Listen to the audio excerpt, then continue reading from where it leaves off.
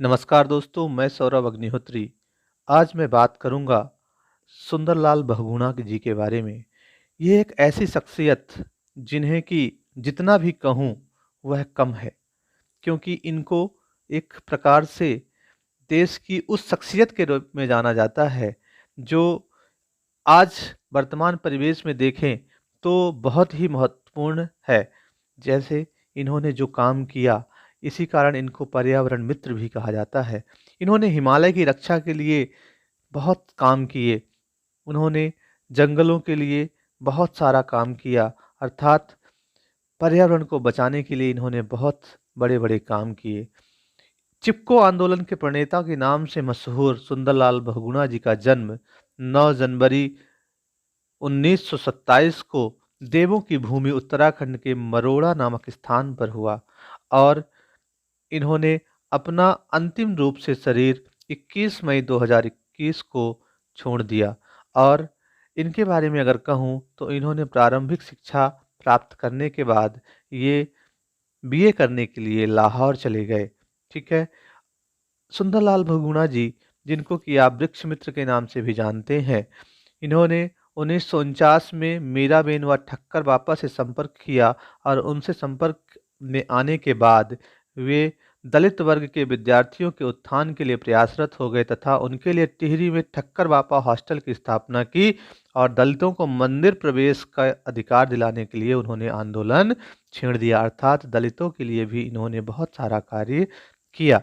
उसके अलावा इनकी पत्नी थी बिमला नौटियाल। उनके सहयोग से इन्होंने सिलियारा में ही पर्वतीय नवजीवन मंडल की स्थापना की थी और सन 1971 में शराब की दुकानों को खोलने से रोकने के लिए सुंदरलाल बहुगुणा जी ने 16 दिन तक अनशन किया था।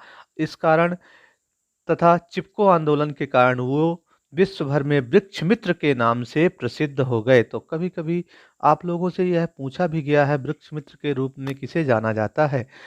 उसके अलावा बहुगुणा जी ने चिपको आंदोलन का घोषवाक्य यह कहा था कि क्या है जंगल के उपकार, मिट्टी पानी और बयार, मिट्टी पानी और बयार जिंदा रहने के आधार, अर्थात उन्होंने जिंदा रहने के आधार बताए थे, मिट्टी पानी और बयार। सुंदरलाल बहुगुणा के अनुसार पेड़ों को काटने की अपेक्षा उन्हें लगाना अति महत्वपूर्ण है। बहुगुणा जी के कार्यों से प्रभावित होकर अमेरिका की फ्रेंड ऑफ नेचर नामक संस्था ने 1980 में इनको पुरस्कृत भी किया था। इसके अलावा उन्हें कई सारे पुरस्कारों से भी सम्मानित किया गया था और पर्यावरण को स्थायी संपत्ति मानने वाले इन महापुरुष को आज पर्यावरण गांधी भी कहा जाता है, अर्थात ये पर्यावरण गांधी भी बन गए। अब सबसे बड़ा प्रश्न यह उठता है कि क्या था चिपको आंदोलन? तो 1962 में चीन से युद्ध के बाद भारत सरकार ने तिब्बत सीमा पर अपनी पैठ मजबूत करने की तैयारी की और कश्मीर से अरुणाचल प्रदेश तक बॉर्डर के इलाकों में सड़कें बनाने का काम शुरू हुआ। उस वक्त उत्तर प्रदेश अर्थात जो वर्तमान का उत्तराखंड है के इलाके में आने वाले चमोली जिले में भी सड़क निर्माण की प्रक्रिया शुरू हुई और सड़क बनानी थी तो जमीन चाहिए थी और पहाड़ के जंगल वाले इलाकों में बिना पेड़ों को काटे जमीन कैसे मिलती? ऐसे में बड़े पैमाने पर जंगल की कटाई शुरू हो गई। 1972 आते-आते यह देखा गया कि कटाई काफ़ी तेज हो गई। पेड़ों को काटने का स्थानीय लोगों ने विरोध किया। सुंदरलाल बहुगुणा और चंडी प्रसाद भट्ट जैसे लोग विरोध में सामने आ गए। इलाके की महिलाएं भी जंगल कटाई के खिलाफ उतर आईं और जगह-जगह महिला मंगल दल बन गए। वहीं पे रैणी गांव भी था, तो रैणी गांव में भी महिला मंगल दल बना और गौरा देवी को इसका अध्यक्ष बनाया गया। महिला मंगल दल की महिलाएं घर-घर घूमकर लोगों को पेड़ों का महत्व समझाती और पर्यावरण के लिए जागरूक करती। अर्थात यहाँ पे एक नाम याद रखना है, अध्यक्ष किसको बनाया गया? गौरा देवी को। और किसने सहयोग दिया? सुंदरलाल बहुगुणा और चंडी भट्ट ने।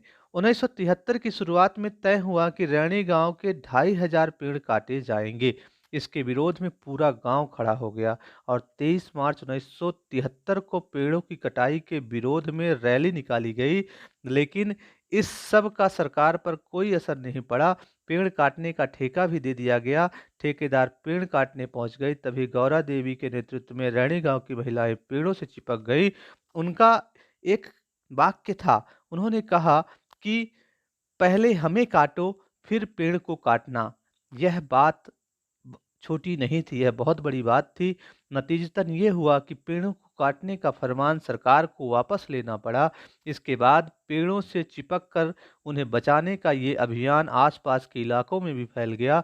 इसे चिपको आंदोलन कहा गया और सुंदरलाल बहुगुणा और चंडी प्रसाद भट्ट जैसे पर्यावरणविद पेड़ों से चिपक कर उन्हें बचाने के इस पूरे आंदोलन का नेतृत्व करने लगे। आगे चलकर यह आंदोलन देश दुनिया में प्रसिद्ध हो गया और पूरी दुनिया में पर्यावरण प्रेमी इससे प्रेरित होने लगे।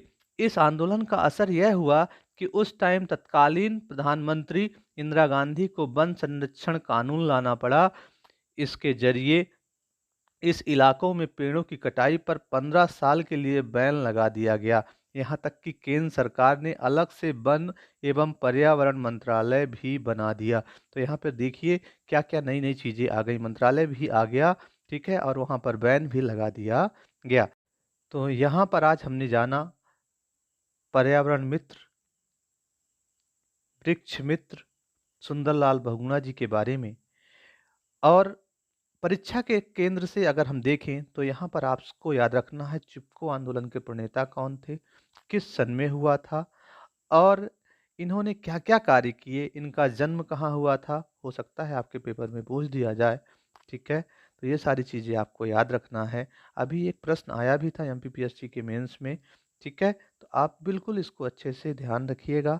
और मैं अपनी क्लासेस की तरफ से, अपने संस्थान की तरफ से भावपूर्ण श्रद्धांजलि अर्पित करता हूँ सुंदरलाल बहुगुणा जी को। ये जो छायाचित्र है ये वो अपनी पत्नी जी के साथ, पत्नी बिमला जी के साथ बैठे हुए हैं, ठीक है। तो मैं चाहूँगा कि आप सभी लोग इनको हमेशा याद रखें और पर्यावरण को सुरक्षित बनाए रखने के लिए तथा स्वस्थ रहने के लिए सभी लोग कम से कम 10-10 पेड़ लगाएं तथा अपने आसपास के क्षेत्र को बिल्कुल पर्यावरण से सुरक्षित रखें और अपना ख्याल रखें, ठीक है। बिल्कुल स्वस्थ रहें आप सभी लोग। धन्यवाद।